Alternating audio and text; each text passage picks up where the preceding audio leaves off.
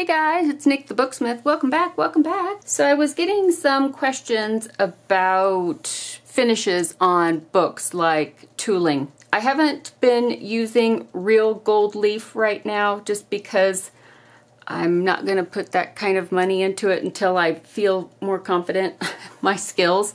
So I have just been using commercial like foil rolls that they use for commercial books. Probably a little bit easier of a learning curve than real gold leaf, which is persnickety and finicky and expensive. So rather than being a tutorial, this is more of information that I have compiled because of personal experience. How's that? One thing that I did learn, I don't want somebody else to make the same mistake. The reactive foil, like what is sold for the Mink machine, the Heidi Swap, this is used for whatever color foil it is, will stick to laser printer toner when it's heated and put through like a laminator. It's not for using finishing tools on or a hot stamping machine or that kind of thing.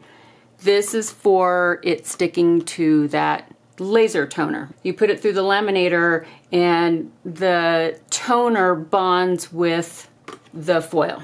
So what does seem to work is the We Are Memory Keepers foil quill type heat activated foil. These seem to work pretty decently, and you can find these fairly easily, probably locally. You'll be able to find them at craft stores and maybe even big box stores that have a craft department might carry these. Whatever I can find, I will put on my Amazon favorites list so you can check it out. There are other brands too, because there's commercial brands that you can buy that are used for those hot stamping machines. And that kind of stuff, if it's heat activated through a stamping machine, it should work just fine. And sometimes it's really inexpensive, but I know that this works because that's what I used on these. You've seen a couple of these books. This is the one that I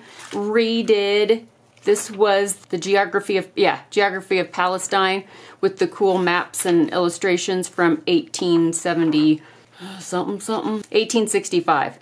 But the cover was gone, so I rebound it in this leather cover. And then this was the one that I showed you last time, and this was the book that I printed, the bookbinding book that I printed, bound in the leather with some hand marble paper. That's the one I showed you last time. And then these were two small books. This is another of the small books that I've been making, and I'm really digging this size. The other size that I make in the Bookish Minutia class is this size, and this one is, I forget, so you know, bear with me. This one is like with the spine, because the spine rounds out, it's like 2 1/4 wide and nearly 3 inches tall, okay?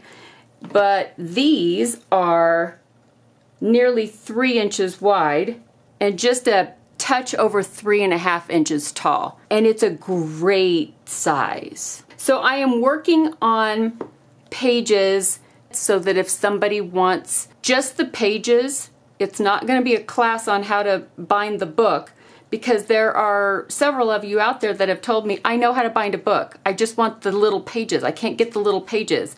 Because let me tell you, it takes math and it takes time, and you got to rip half your hair out to get it right. I don't want anybody else to have to go through that, because I've already gone through the process and half my hair is gone. So you might as well reap from my journey into driving myself crazy trying to get everything correct. So I have maybe 2 or 3 is what I'll put up at first. This is the smallest of the books as far as like the least amount of pages. And this is some selected works of Poe. So there's several poems and 3 stories that go in this book, and it is 176 pages. But I thought maybe this might be a cool size, and especially those of you that already know how to bind books and you know, you just want the pages to print out and fold together some signatures and make some books. So this was one that I had tooled, and so there's that guy, and I put a little flower on spine. And then this one I just did very, very simply. I put an A on the spine and just Alice here on the front. And this is a big honkin' book, and this would take a minute to sew together because it's ridiculous. It is 344 pages, and that doesn't count, like, you know, the extras and the, you know, and the title, you know, all that stuff. So it's actually more than that, but I think it's 352 total if you count all the leaves. But anyway, it's big and it would take forever. But you know what? Some of you are up for a challenge and you don't mind sitting for 2 hours and sewing signatures together. I think this was, I'll try to remember how many signatures went into this book and I will put it on the screen. It's the whole Alice. Now it only has, it has the title page and it has a front piece for a picture, but it's just the printed words. It isn't illustrated with a bunch of pictures because that was going to make it even bigger. So I decided to just, you know, stop while I was ahead on that one.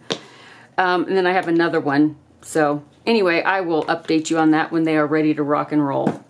But anyway, I wanted to kind of talk about tooling on some different materials. I will stop rambling or this video will be 8 years long. So what I like to do is I will cut a piece of foil that is manageable in size.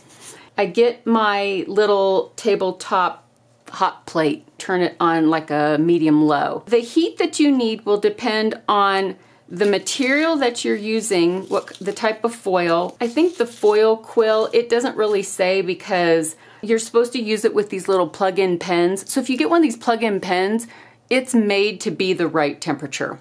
If you look up regular foil, like for heat stamping machines, they'll have different ranges of temperatures that they are best used at, depending on the kind of stamping that you're doing. And then it might differ according to what you are stamping on. So if you're stamping on book cloth, it might be a little different than if you're stamping on leather. So just Google it. There are so many variables involved.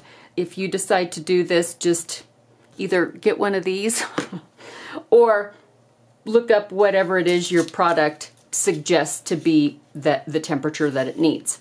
As far as using the antique stamping tools, there's a couple of things that I like to do.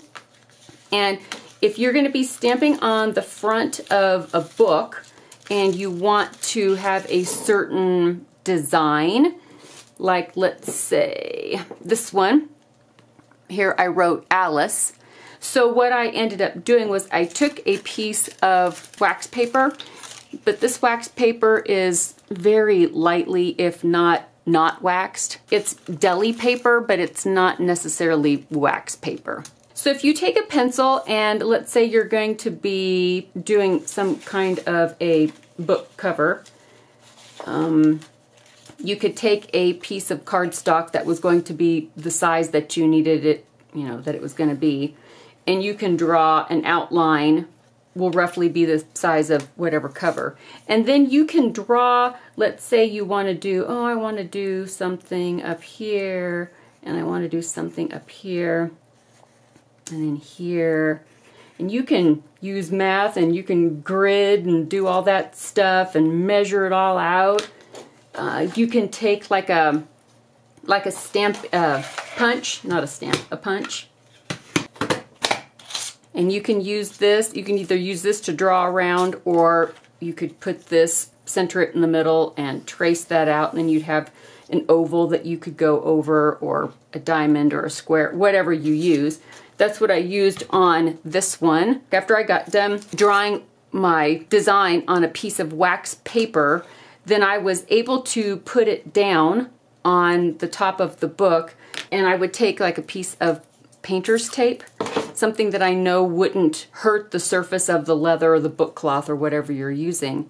And if you kind of book hinge it on one side in a way that it won't shift, so you need like 2 pieces, then you can lift it up, put your foil underneath, and then lay it back down, and then you have a design that you can draw over.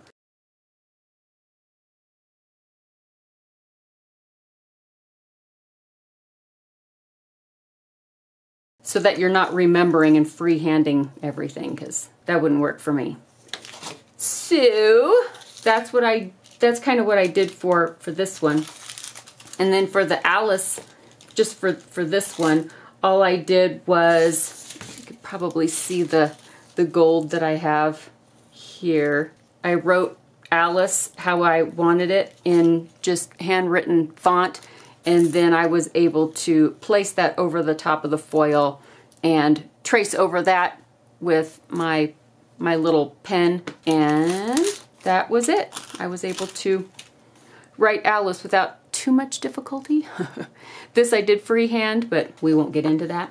One thing I will say about doing especially little spots like this is I will take some painter's tape, like such and so forth, cut a little strip of it like this. I will take a little hole punch or something and punch a little hole out of the middle. And that's what I did when I did these little flowers on the spine. I was able to take a piece of this tape and I would tape it down, and then I knew where I could use my stamp. Just cut a little piece of the foil and put it underneath, and then I put that back down, and I had like a little porthole that I could use to stamp my finishing tool through. And then that way they all, it's not perfect because it's me, so it's not going to be perfect, but at least it kept me in the general spot that I needed it to be. As far as on the front, what I ended up doing was I did something of this fashion. So you see that there are 4 holes here. Well, I had a bigger one, a bigger piece of cardstock that I had scattered little punched holes. I drew out where I wanted them to be, and then I was able to lay this down, tape it on like a hinge, place the foil underneath, and then stamp through the holes where I wanted my little flowers to show up, like on the front of this book. I hope that makes sense. This one was for stamping the flowers around the little diamond shape on this book.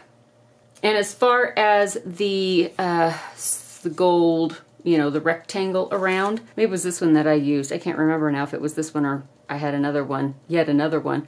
But you can see how it's almost the right size to where I could tape this down to one side and then hold it up, put the foil underneath, around the outside edge with my pen, and then that would trace around the edge.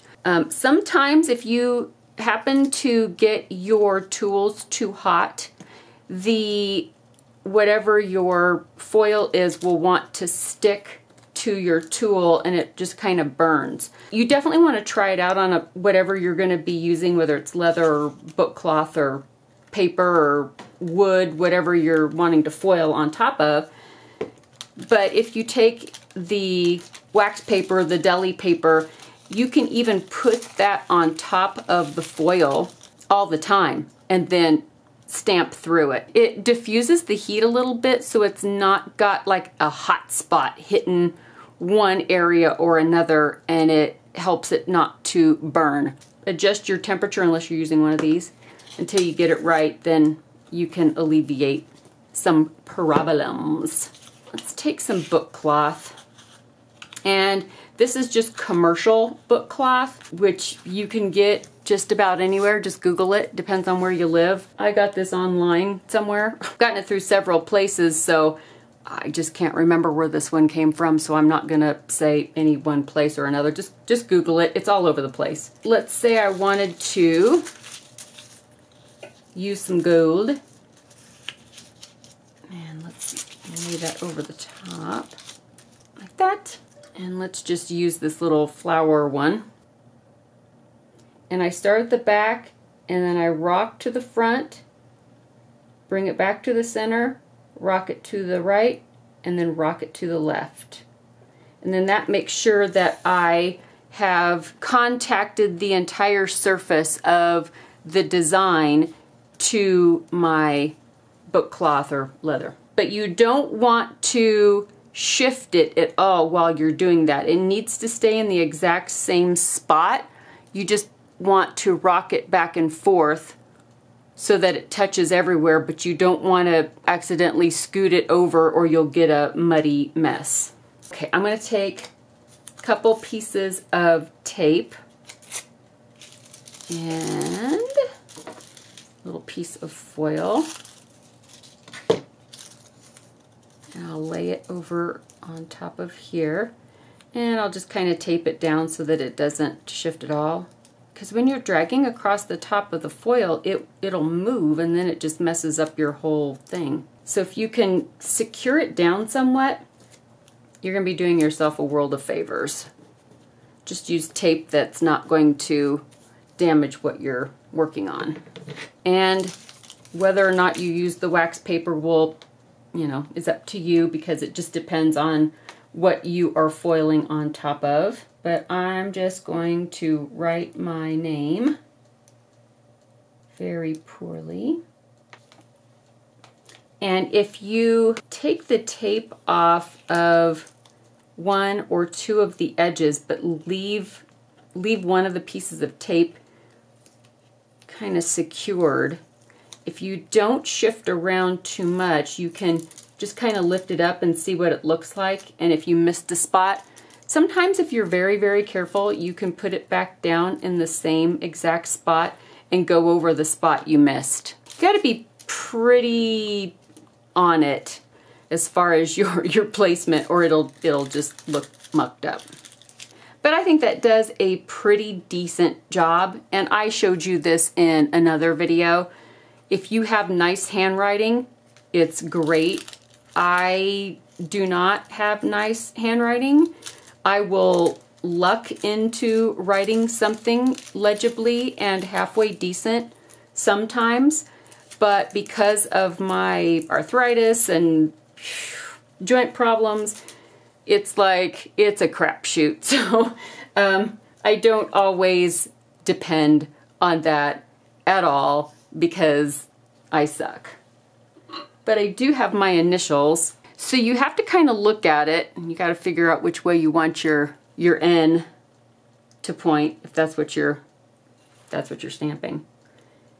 And you have to just commit. Lay it down and rock it forward. Make sure you're not shifting. And sometimes, even though you think you haven't shifted it at all, you have. So that's why I say it takes practice. It's a mediocre stamp. It's okay. It's not my best impression there, but it's okay. But what's nice about this foil is it is on there. It is not easy to get it off. So it will stay a nice long time if you want it to. And the tape can damage the foil. It can pull off the top of the foil, so just FYI. I think I have my tools at about 250 Fahrenheit, between 240 and 250, I believe. And the trick is just getting even pressure across the entire stamp so that you don't have some sides that are lighter than others. Because if you don't have even pressure across your stamping, the foil won't stick to the lighter pressure side like it will the heavier pressure side. So it's trial and error and getting your bearings. Book cloth is easier to stamp than leather, for sure. Leather can be a fickle beast. Let's use this little teeny tiny one here. I scoot it over so the camera can see it better. You know, part of the problem is not being able to see through the foil. So by cutting your foil down into smaller pieces, It's a little easier to see where you are. You know me. Let me I'll grab this one. This is the B, and I will hold this side down. I have a feeling that the top left-hand side of the B, I didn't evenly press that down as well. It's okay. But because the leather can have different surface textures, that'll be another variable that you will have to deal with as far as printing on real leather as opposed to a nice smooth book cloth that's going to have an even texture across the whole surface. But it is a cool way to personalize a book, even if it's something that you did not make. It's still kind of a neat way to customize it a little bit, put somebody's name on it or a date, or, you know, be a great present for maybe a wedding album, or you fill in the blank. I do like this little tool because it is the right temperature. Of course, it's you can't really see it from this camera, sorry, because I'm right-handed. And so now I don't know what to write. I got everything all like situated now. I don't know what I should write on here.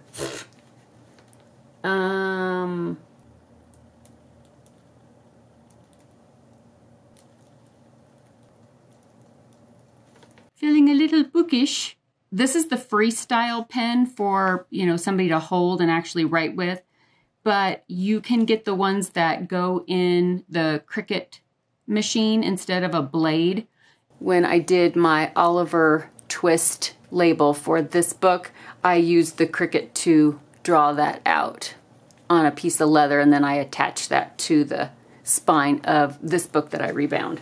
But anyway, this, if you have good handwriting and you are a good tracer especially, I think you would like a Freestyle pen. There's a little bit less of a learning curve because you're just tracing over something. Some of the Cricut has a pen and it will draw for you, and I think that's the technique that you use, is the drawing thing on it. I can't remember now. It's been, you know, 6 months and I've slept since then, so yeah, that's gone. It's gone. It's gone. I would have to relearn that all over again because that is the joys of ADHD. We forget. Okay, well, some of us do, not all of us do.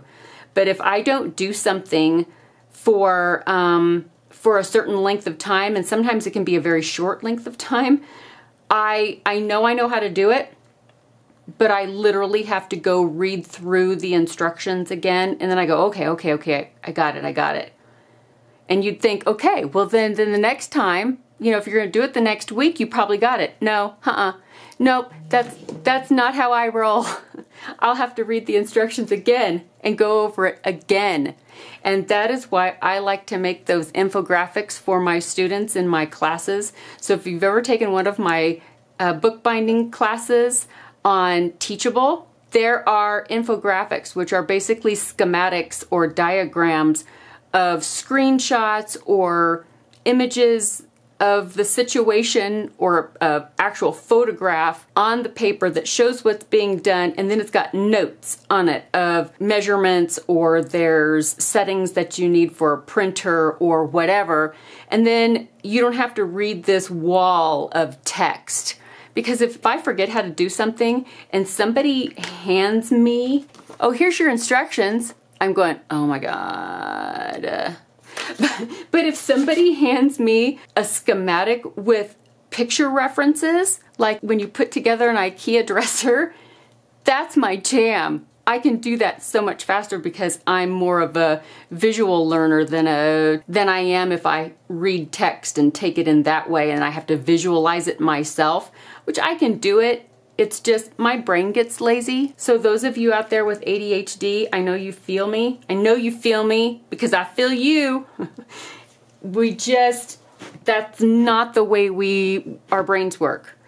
We've got so much bombarding us all at once, all the time, and there's not a break in that if somebody hands us text where we have to stop and try and focus on just one thing. We won't like it, but we can do it, but it might totally throw us off our groove, our motivation, everything. Our mojo might even be gone. It's just the way we are, and it's unfortunate sometimes, but you have to learn to adapt with what your brain allows you to do.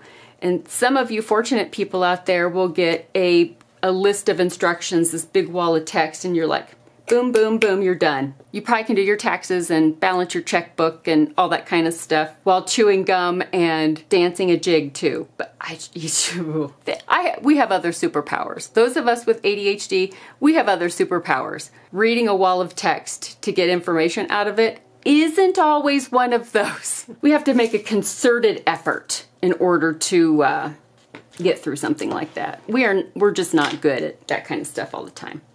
At least a lot of us aren't. I shouldn't make a generalized blanket statement because there are always rules to the exception. Always, always, always. This was a piece of leather, if you can see, that I was practicing writing Alice on. And I actually really liked, was it this one? But I messed up on the C. Or maybe it was this one. It was one of these. I really liked one of these, but I messed up. And this was not the one that I liked the most, but what I went with, because it's on the book for one, you know, sometimes your first one is the best one. And you can never replicate that. And you're like, why did I just do that on the book? It's like, well, if you did that on the book, it would have looked like this one, and then you would have been really, really sad, which is true. Okay, guys, I will let you go for now. It's been a crazy couple of weeks, which is why I hadn't been back. I had, oh my gosh, doctor appointments like you wouldn't believe, and now I have a slew of others that have now been scheduled because of the initial doctor's appointment. I'll let you know what happens when I figure out what's going to happen. Let's just say the cardiologist was a little concerned. So then I got all this stuff crammed into my schedule that I was not planning on, and we're not talking about quick little things here and there. It's going to be so anyway, I'll let you know as soon as I have a definitive whatever. Don't worry, I'll be most likely. It's going to be just fine. That's what the cardiologist said. Instilled some confidence in me. Okay, I will let you all go for now. I need to finish up the book pages for the Middle Wee books. These are made the exact same way that the Bookish Minutia class are made. It's just the covers are going to be bigger depending on how big you want them to be. You can do the math. I have faith in you. Well, I hope you are having an excellent week no matter where you are, and I hope you are all staying safe and warm. I hope you have power because, oh my gosh, Texas, you guys, some of you don't even have anything. So you might not be watching me while it's cold because you don't have power. Maybe when you see this, you'll be warm and toasty and have juice again. But I hope all of you please stay safe and bring your animals inside, or at least out of the weather. And I will see you all really, really soon in the next video. Bye, guys.